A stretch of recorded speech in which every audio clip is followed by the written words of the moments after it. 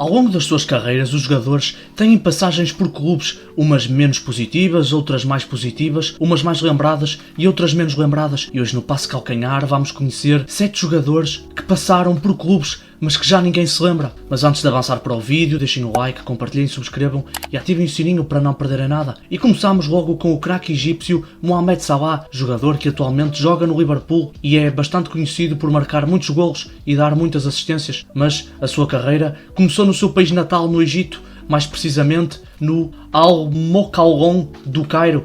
Salah assinou seu primeiro contrato profissional aos 14 anos, o jogador que inicialmente fazia 5 horas todos os dias para ir treinar. Em 2012 assinou com o Basileia, por lá ficou 2 anos e pelo Basileia conquistou 2 campeonatos suíços. Pelos Helvéticos fez 79 partidas, marcou 20 golos e fez 17 assistências, inclusivamente marcou contra o Chelsea na Liga dos Campeões na temporada 2013-2014, quando o Basileia venceu os Blues por 1-0, o jogador que já começava a chamar a atenção a colossos do futebol europeu como o Manchester United. Mas foi o Chelsea que venceu a corrida pelo jogador e contratou o jogador em janeiro de 2014. Pelos Blues, o egípcio não conseguiu o mesmo destaque, pois não jogava com muita regularidade. Em um ano em Londres, jogou 19 partidas, marcou 2 golos e fez 3 assistências, sendo o golo mais lembrado o golo marcado na vitória 6-0 contra o Arsenal, o jogador que acabaria sendo emprestado à Fiorentina. Portanto, é provável que muitos nem sequer se lembrem desta sua passagem pelo Chelsea. E o resto da história já sabemos. Salah brilhou na Roma e continuou a brilhar no Liverpool, onde ganhou a Champions e prestígio mundial. O segundo jogador da nossa lista é o extremo português Paulo Futre, formado no Sporting. Desde cedo o Futre notabilizou-se pela sua velocidade e pela sua técnica. Em 1984 mudou-se para a cidade invicta, para o Futebol Clube do Porto, onde ficou 3 anos, venceu 2 campeonatos e a Taça dos Clubes Campeões Europeus em 1987, onde, apesar de não ter marcado, foi uma das figuras da partida, onde o Porto venceu o Bayern por 2-1. Em 1987 mudou-se para o Atlético de Madrid, onde ficou 5 anos e venceu 2 Taças do Rei, e onde até hoje é muito acarinhado pelos adeptos. Em 1992 assinou pelo Benfica, sendo dos poucos jogadores a jogar pelos 3 grandes em Portugal, mas por questões financeiras rapidamente abandonou os encarnados. Ainda assim, venceu uma Taça de Portugal. A partir daqui, deram-se uma série de passagens por alguns clubes, como o Marselha, o Milan e o West Ham, mas as lesões constantes não permitiam que o jogador tivesse o brilho de outros tempos. Mas a passagem pela Reggiana é que se calhar menos pessoas se vão lembrar. Na carreira de Paulo Futre, o jogador ficou 2 temporadas no clube italiano, onde jogou 15 partidas e marcou 5 golos. O terceiro da nossa lista é um dos melhores jogadores que os Países Baixos já produziram nos últimos anos. Refiro-me a Clarence Seedorf. Seedorf começou a sua carreira no Ajax e não foi em um Ajax qualquer, mas sim a trupe de Louis van Gaal que encantou a Europa do futebol nos anos 90, onde uma série de jovens jogadores começavam a destacar-se. Entre eles estava o talentoso Seedorf. Seedorf era um jogador que destacava-se pela sua técnica, o seu controle de bola e a sua inteligência tática dentro de campo. No Ajax conquistou a Liga dos Campeões na temporada 1994-1995. No ano de 1995 mudou-se para a Sampdoria, que era um clube bem diferente do que é hoje, pois 3 anos antes tinha ido à final da Taça dos Clubes Campeões Europeus, perdendo para o Barcelona, e na temporada 1995-1996 tinha grandes individualidades no seu plantel, como Walter Zenga e Sinisa Mihajlovic. Seedorf ficou apenas uma temporada na Sampdoria, pois as suas exibições convenceram o Real Madrid, que contratou o jogador em 1996, e o resto da carreira de Seedorf já se sabe. Conquistou a Champions pelo Real Madrid e pelo Milan, sendo o único jogador a vencer a Champions por 3 clubes diferentes, e terminou a sua carreira no Botafogo. Em toda a sua carreira, a sua passagem pela Sampdoria provavelmente é a menos lembrada. O quarto jogador da nossa lista é o goleador brasileiro Giovanni Elber, o goleador brasileiro que começou a dar nas vistas no clube da sua terra natal, o Londrina. Inclusivamente, fez parte da seleção brasileira de sub-20, que perdeu a final do Mundial de sub-20 em 1991 em Portugal, e logo foi contratado pelo Milan,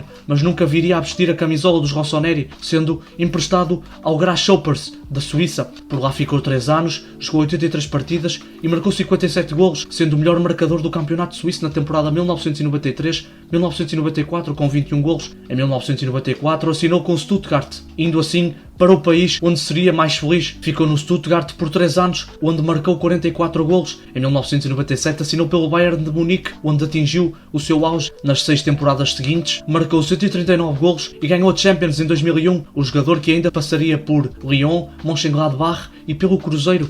E claramente, em toda a sua carreira, a passagem pelo Grasshoppers ficou esquecida. O quinto da nossa lista é o guarda-redes Edwin van der Sar. O holandês começou também no Ajax de Louis van Gaal, demonstrando enorme segurança entre os postes, ótimo a jogar com os pés, coisa rara em um guarda-redes da altura. Van der Sar também conquistou a Champions em 1995, ele que ficou em Amsterdão até 1999 e ainda foi a tempo de perder a Champions em 1996 para o seu futuro clube, a Juventus, que o contratou em 1999, mas as coisas não correram muito bem em Itália. Nas 2 temporadas que se seguiram, não venceu qualquer título e as suas exibições foram bastante criticadas. Em 2001 assinou com o Fulham. Indo para a Inglaterra, também voltaram as boas exibições, defendendo alguns penaltis importantes. Em 2005 assinou com o Man United, onde ficou 5 anos até ao fim da sua carreira. E quando nos lembramos de Edwin van der Sar, lembramos-nos das suas grandes exibições no Ajax, no Man United e na seleção holandesa, mas poucos vão se lembrar do neerlandês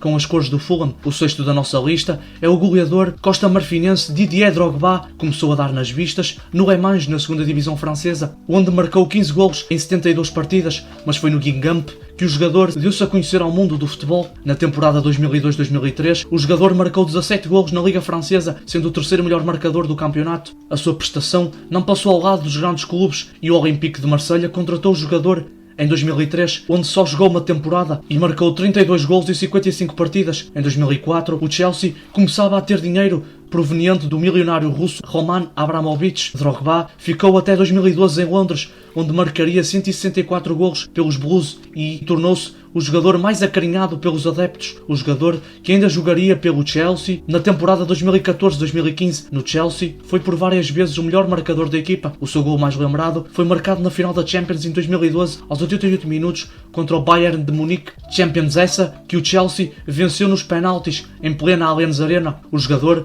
que ainda passaria por Galatasaray, Shanghai Shenhua e Montreal Impact. Mas em todo o seu percurso, claramente o clube menos lembrado é o Guingamp, e vale lembrar que foi o Guingamp que potencializou o Drogba para o mundo do futebol. E fechamos a nossa lista com mais um craque da bola. Refiro-me ao médio belga Kevin De Bruyne.